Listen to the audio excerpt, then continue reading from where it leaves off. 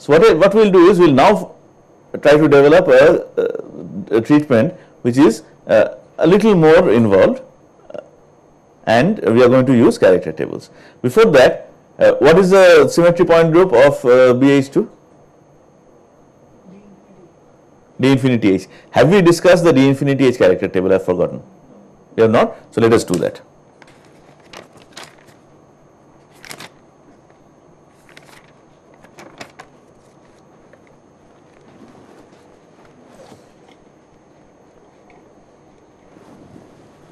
This is the D infinity H character table.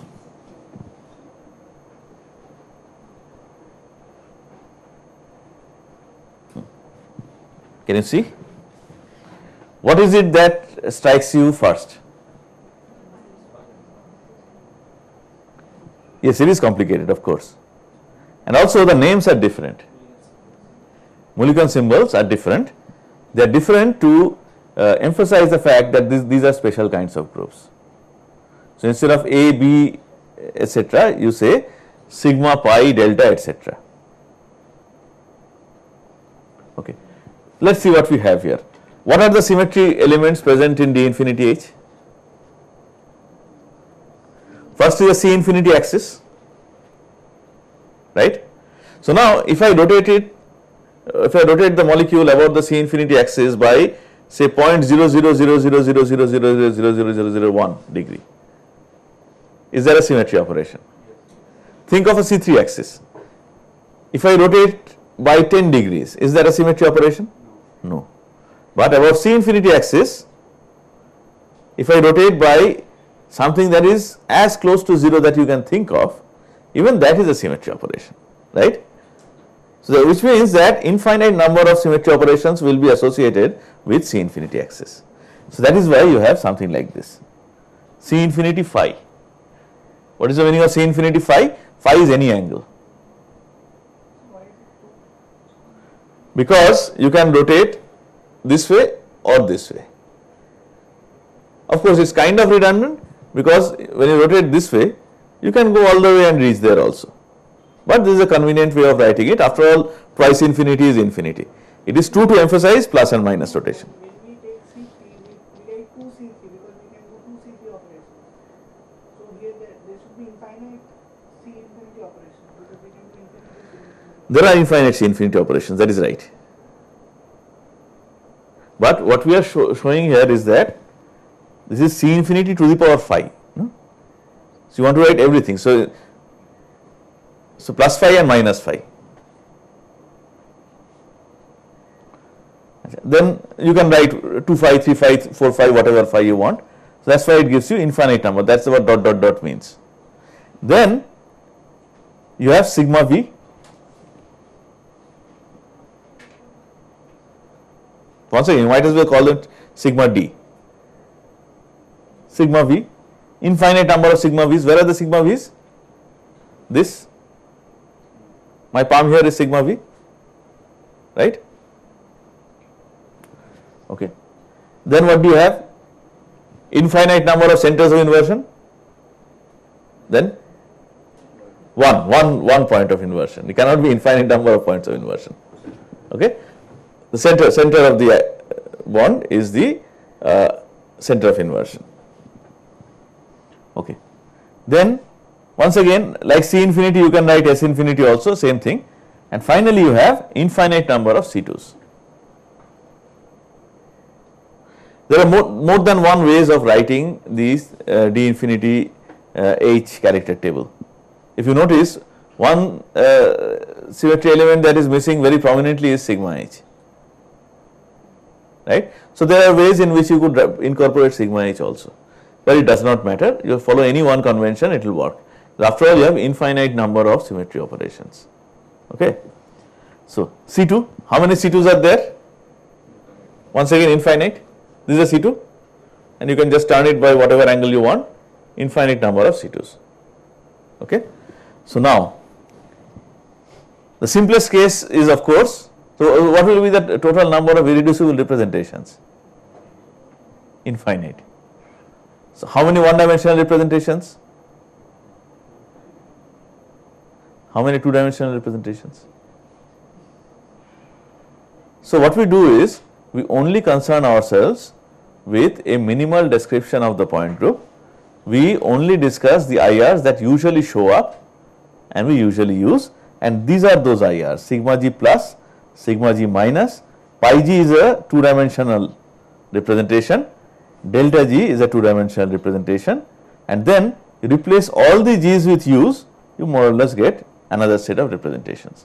You could go on writing, if you have time, you could go on writing all the different kinds of representations, but these are the 8 representations that we most commonly use. So these are the ones that are usually written.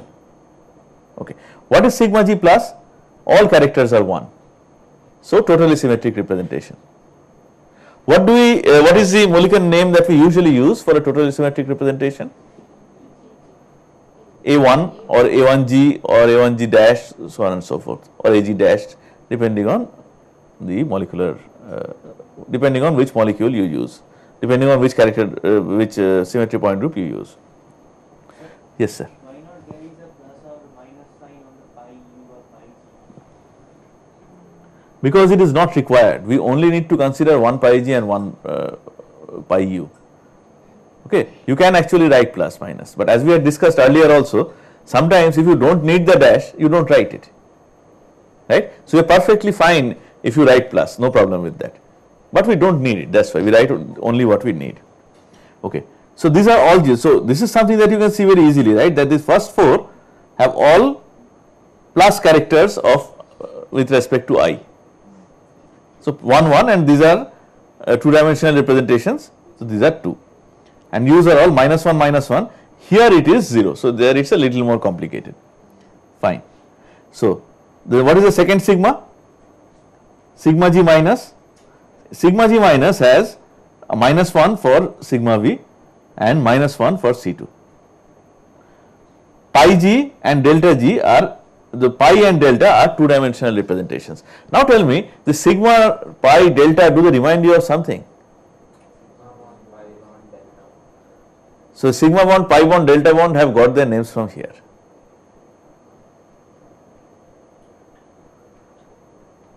We have been talking about sigma bonds from class 11, right? So sigma bond, pi bond, delta bond actually get their names from here because they belong to these symmetry species. Okay, so what we are now going to do is that we are going to work out the symmetry species of the molecular orbital. And we will see that they are going to belong to some irreducible representation here or the other.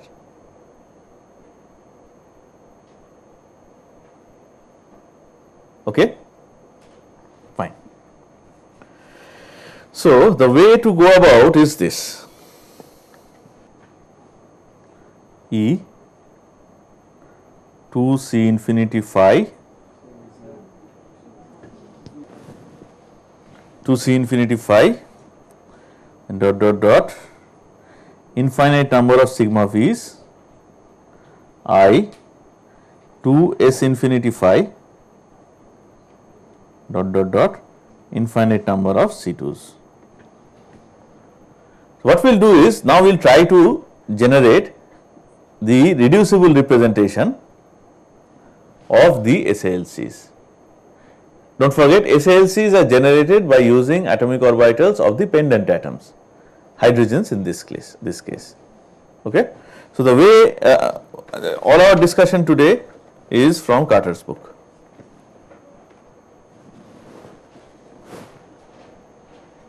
Cannot read? Okay. Carter, it is there in the library.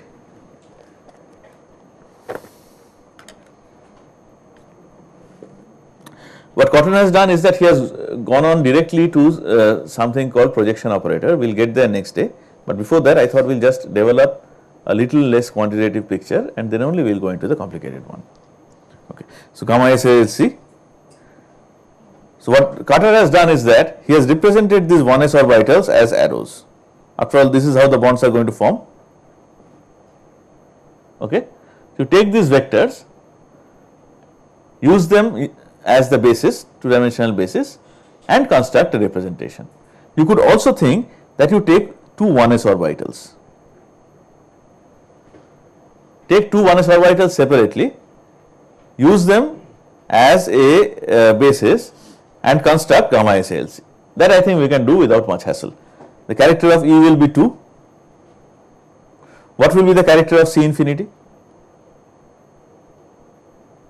Where is C infinity? Like this, right? Like this. And you are turning this way. You have an arrow, you turn it by whatever angle. What is the character for it? Huh? 1 for each arrow. Got it? So 2. What about sigma V?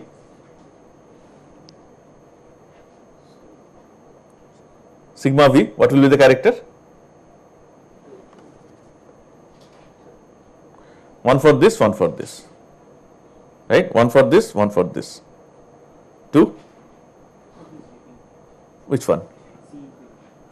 C infinity, these are the vectors, right? Where is C infinity? The line joining the two. So I am turning like this. What will be the character no matter what the angle is? 1 for this, 1 for this. Right? Turn this way. 1 for this, 1 for this. Right?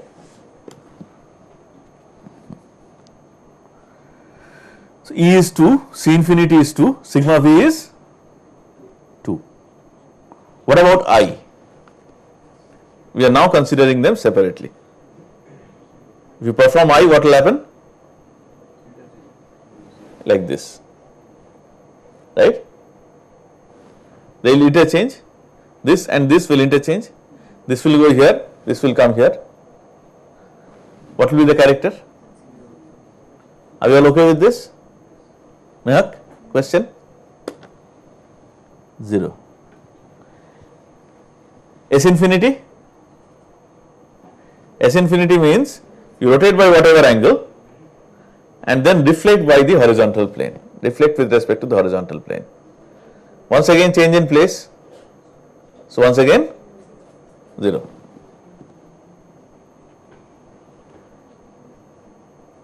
Alright? Okay? Got it? C2.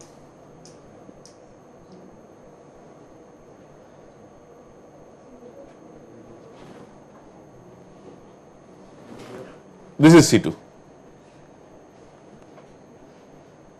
Alright? This is C2 axis. How will I show another C2 axis in between?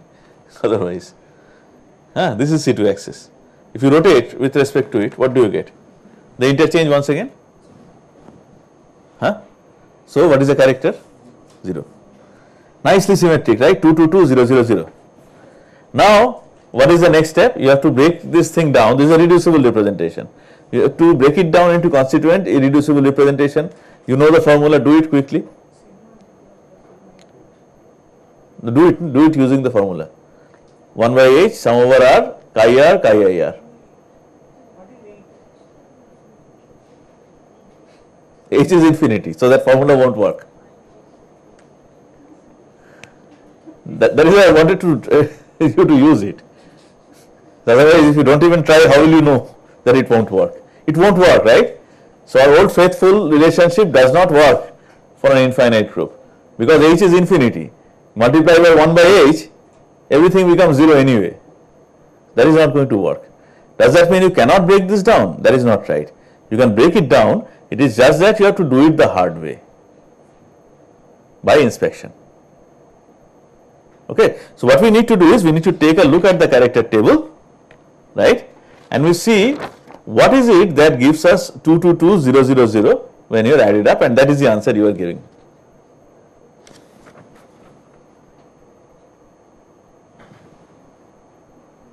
There is a reason why I have written D2H in the bottom. Don't look at it now. What will give me 2, 2, 2 and 0, 0, 0? Which two representations added together? Don't say A1G, forget about this. This is just that what this guy has written to make things complicated in a simple manner. So sigma G plus sigma U plus, isn't it? Sigma G plus sigma U plus. You have to do it by inspection, there is no other way. right or wrong? So what you get is, you get gamma salp equal to sigma g plus sigma u plus. Now what we can do is, we can try to see what are the combinations that are there. Now you already know the combinations here. When I take it as a combination, okay, I have already combined them. What will be the symmetry of this? It will be sigma g plus, right? Don't get confused here. It is true that in inversion, this and this will interchange places, but I have already combined them. So it is now not a two-dimensional representation, it is a one-dimensional representation. It does not matter if this plus go to that plus, character is still 1. Do you agree that this is going to be your sigma g plus combination? Agree or not agree? Agree? If they interchange, the character is going to be 1. Yes. But in case of inversion, these two interchange and we have taken 0. Right. In that case, what we did is, we took them as two separate vectors. We had not performed the linear combination yet. Right? We took them in their unmixed form. So there are two vectors, right? Two vectors, two atomic orbitals, separate. So the basis is two-dimensional. When we invert, one goes here, this second goes there. That is why the character was 0. Now I am taking the linear combinations, right? So I can write this like psi equal to psi 1s h dash plus psi 1s h double dash. If I take this, they are in any case separated by some distance, right? Beryllium has to come in between. So if I take this, what is the dimensionality of the representation now? 1. We have already performed the mathematical combination. So when it is 1, then it does not really matter if these two change places. Okay. Now they are not being considered separately, they are 1. Okay. That is why character is 1. Alright. Can I go ahead now? Fine. So this is sigma g plus, and what is the other one? Sigma u plus. Sigma u plus means what? Sigma u plus is 1 1 1. With respect to I, it should be minus 1. With respect to C2 dash also, it should be minus 1. So without much ado, I can write the other combination as plus and minus. This is your sigma u plus. Okay. So I have got this.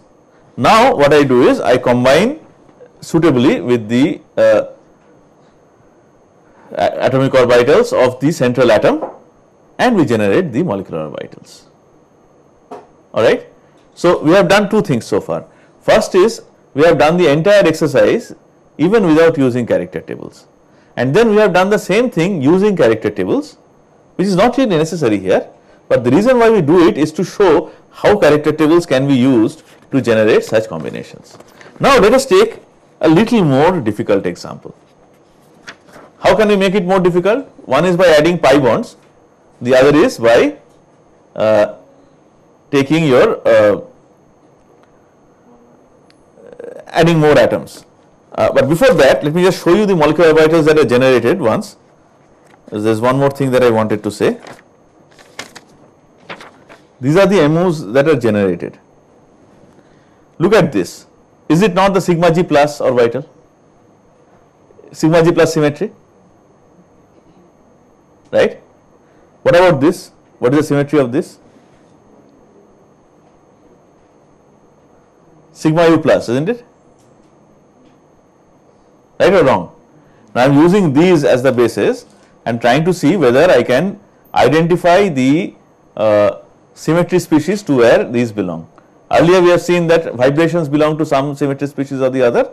Now we are showing you that even these orbitals belong to some symmetry species or the other. Okay. So see, this is sigma g plus. This is sigma u plus. What about this?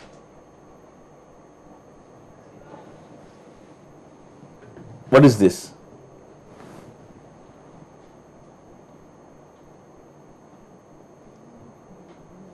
The third one. Sigma? Sigma G plus. You understand that, right? What will be the character for I here? The reason why I am saying this again is because when you see plus and minus, you tend to think it is U, it is not. Even here, you start from a minus, go through the center equal distance on the other side, you still get minus, right? It is G. It is once again sigma G plus. And what is this? This is sigma U plus. Okay. So, what you have done is you have done a symmetry classification of molecular orbitals as well. These are all sigma orbitals, right? And these are all sigma bonds. So, sigma bonds derive their names from the symmetry species where they belong. It is usually customary to write small sigma instead of capital sigma when you are talking about molecular orbitals. Yes, sir. If we combine the SILC as a whole reducible representation with the molecular atomic orbital of the central atom, we will get a three-dimensional basis. Yes. So we can get three atomic orbitals, molecular orbitals. Okay. And For getting four, we have to take these sigma G plus and sigma U plus separately Yes. and then combine. so what we do is we want to combine reducible representation with reducible representation. That is the most fundamental. Otherwise, if you combine irreducible representation with irreducible representation, then more often than not you end up with that same problem of redundant coordinates or coordinates that appear in more than one kind of thing, because you are taking an incomplete description many times. No, but that is okay if we get something redundant. Here we are missing something out. How is that possible? We are not missing something out, we are getting something extra which would come in the other representation also. No, if we take the SILC, it is a two-dimensional one. Uh-huh. And the third one is one-dimensional for the atomic orbital in the central. Okay, all right. So if you do that, then what you are doing is you are only taking one atomic orbital, right? Is that not an incomplete picture? Because S as well as P both can contribute. So in that case also you should take both, right? So that is why it is a little dangerous to work with reducible representations, because you can end up describing your basis as something that is not complete, like in this case. That is why we always want to work with irreducible representations. And also, only when we work with irreducible representations do we get to use the character tables easily. Fine. So next what we will do is we will just increase this, we will talk about pi bonds next day.